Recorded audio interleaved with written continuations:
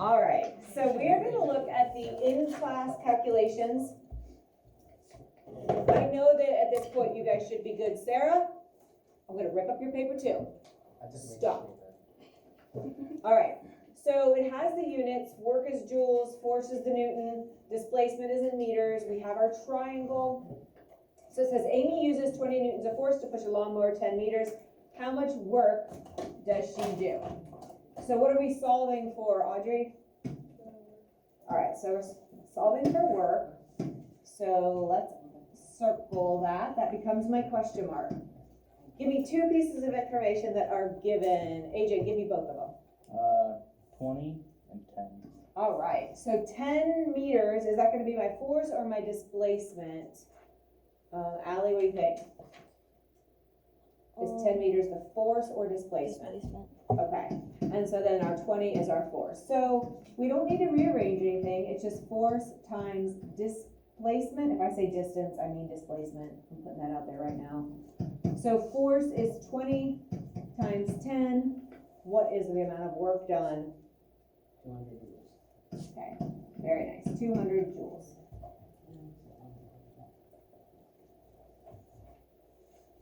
And again, I know that you guys have this down pretty much by this point, right? Where you can identify, you can plug in, and then simplify. So an elephant pulls a wagon with a force of 200 newtons and exerts 400 joules of work. How much work did the elephant, how far did the elephant pull the wagon? So what are we solving for here, Brandon? Yep, and so what is far? What does that translate to? Is that work, is that force, or is that displacement, Maddie? Very nice, so that's my question mark.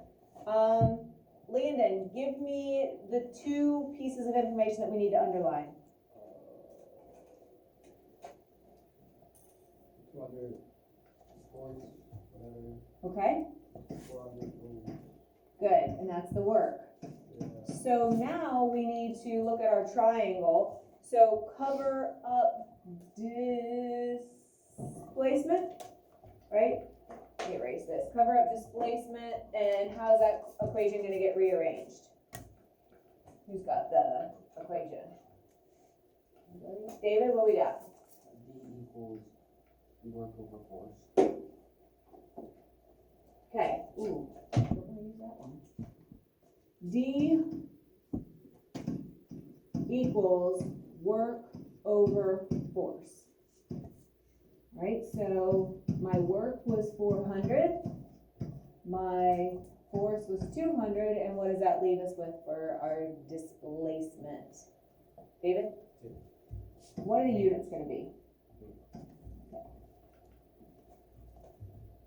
Okay. Any questions on that?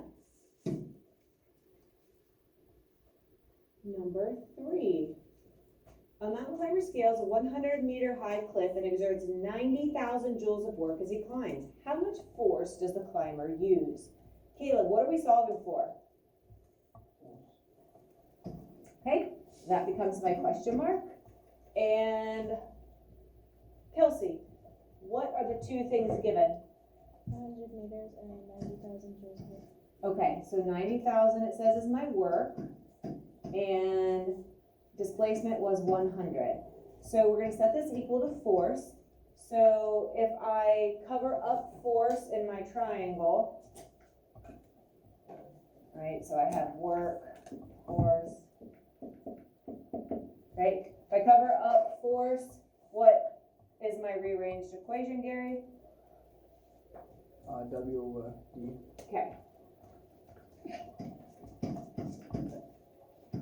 All right, and so my work was 90,000 and my displacement was 100.